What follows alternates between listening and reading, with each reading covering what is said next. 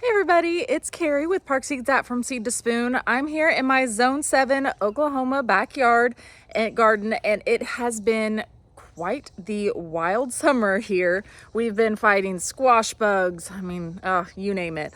But anyways, I am so excited that fall is finally here. I love September. It is probably one of my favorite times to garden. So I wanted to make a video all about things that you can do and start in all of the areas that you guys are at this September. So before we get started, I do want to mention, make sure you check out the From Seed to Spoon app because it will give you exact planting dates based on your location and also tell you what you can start in your area too. So it is super helpful and it will definitely walk you through how to grow all of these things that we're going to talk about today.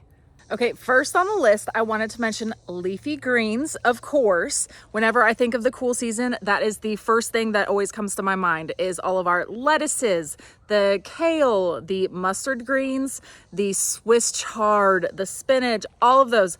I absolutely love to grow, and this is the perfect time to get started. So pretty much whatever zone you're in, this is a great time. If you are in the zones like 8 through 10, you might consider planting it. Either you can start it indoors and transplant once it gets a little cooler, or you can consider just starting it somewhere where maybe it's getting shaded by some of your tomatoes or something like that. So that way it gets a little bit of afternoon break from the heat.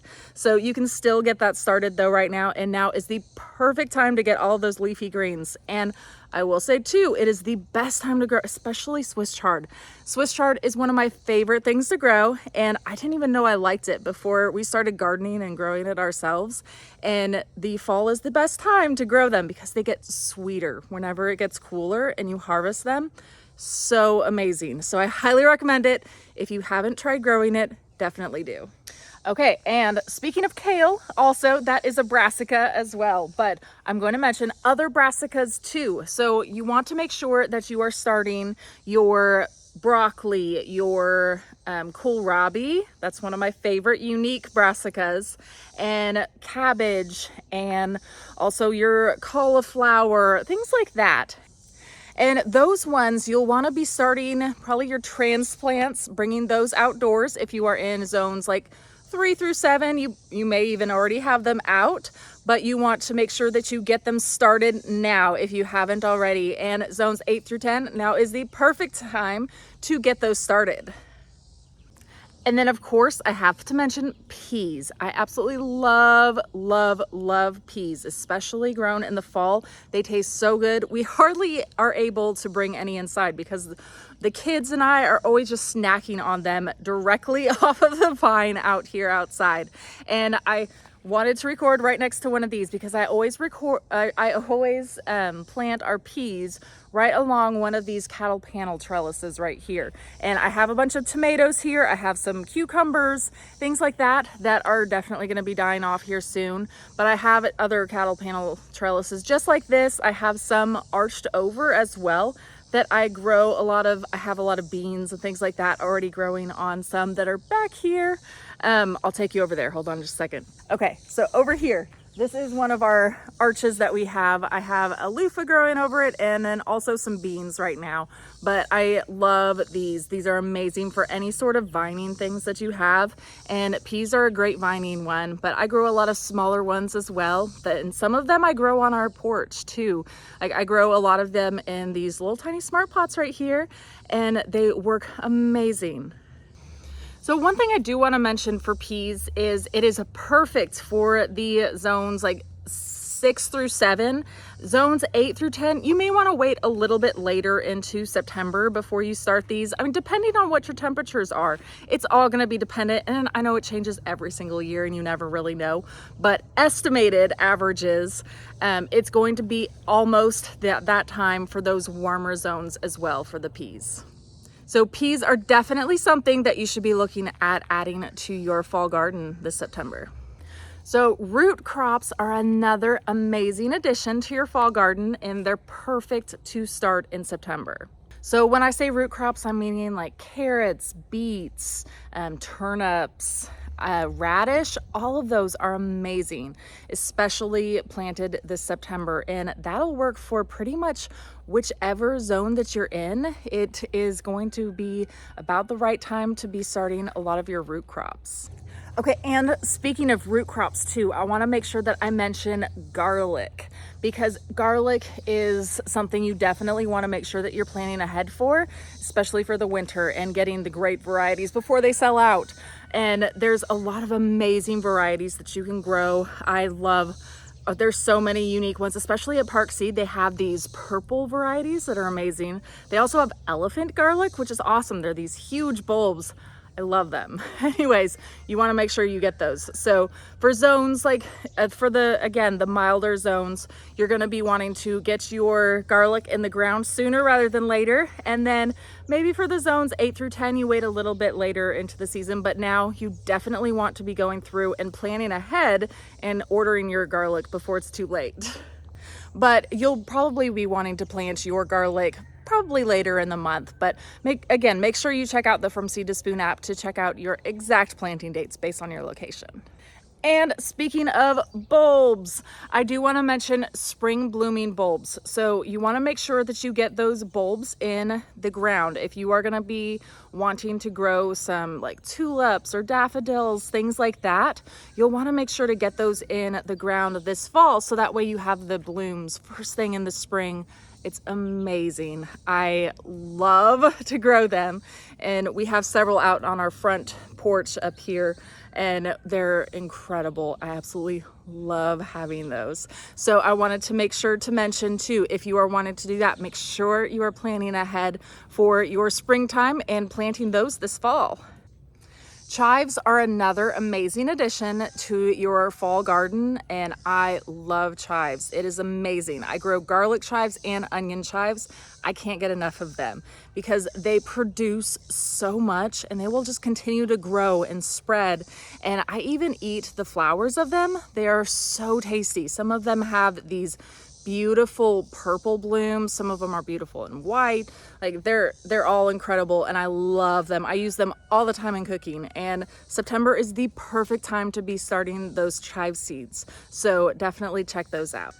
And one of the amazing things about chives is that they're a perennial. So they will keep coming and keep growing back for you even as you harvest them. And you can harvest them just by simply cutting off those leaves, and you will have them for years to come. They're super easy, very simple, so I recommend them for everybody to grow.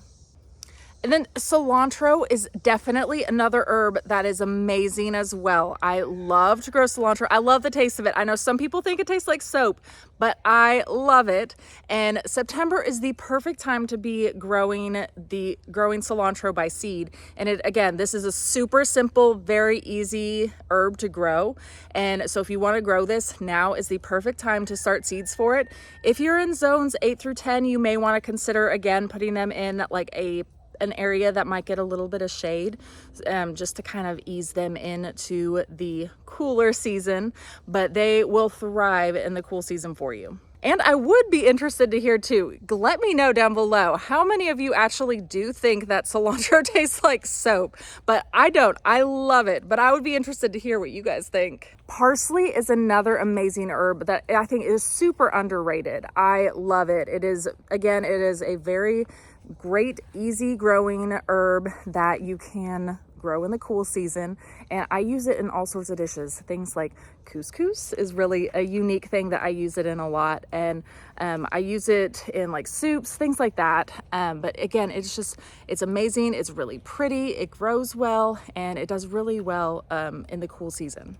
And I definitely have to mention calendula, because this is my first year growing calendula from seed. I loved it. I grew several in spring, and they actually lasted through the summer for the most part, even though they are technically a cool season and they do way better in the more mild temperatures, but they did amazing. I'm actually starting more right now as well from seed because I love them so much.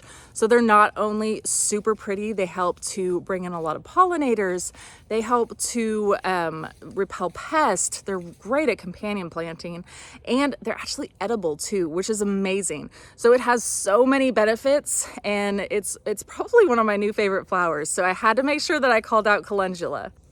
So another flower that is actually edible also that will tolerate some frost are pansies. So they're something I'm starting a bunch of them indoors right now as well that I'm going to be transplanting outdoors, but you can start them directly by seed outdoors if you want to. I just kind of wanted to get a head start on a lot of them. But pansies are something that will do amazing for you also in the cooler months. And there are edible again, which is amazing. I love having dual purpose flowers. Then that way I can have a bunch of flowers in here and they all have a purpose. And last but certainly not least are berries. So the fall and springtime are the perfect time to plant out your berry bushes. So things like blueberries, blackberries, even strawberries will do really well right now.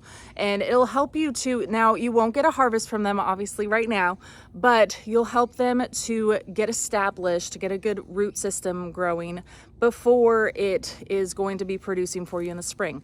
So come springtime, you may be getting a good harvest from them on some of them, but that way you kind of get a head start on some of your berries that you may want to be growing, and hopefully you'll get some berries next year. So this was definitely not the be all and end all list of all of the things that you can plant this September. I know there's a lot of things out there that you can grow, and I'd love to hear from you guys. What are you planting this September? Are you going to be planting some of these things or maybe other things as well? I would love to hear from you guys in the comments and see what you guys are growing. And make sure if you haven't already downloaded the From Seed to Spoon app that you check it out, because it will give you exact planting dates based on your location, and it'll give you recommendations for things too that you can start now for your location and how to start it, and give you exact ideas on companion planting, pest management, all of that. I mean, it is a one-stop shop. It will give you all sorts of information, everything that you need to know. If you ever have a problem with a plant, you can send up a picture to our GrowBot and have GrowBot help you identify what is going on. And also you can log all of your plants. I do this all the time. So whenever I seed start, I go through and I log all my plants in my garden. And that way I know exactly when my seeds are going to sprout. I know when I can expect to harvest them. And I just can remember what I've started, because there's a lot going on and I always say I'm going to remember, but I never do. So I always make sure I put it in the app. That way it's always there. Thank you all so much for hanging out for a little bit and watching. And I would love to see you on one of our live streams on Tuesdays, where we just kind of hang out and talk gardening and answer gardening questions. I would love to see you all there. If you guys have any questions at all though, please feel free to leave them in the chat below and I will get back with you. Thanks so much for watching everybody, and I will see you next time. Bye.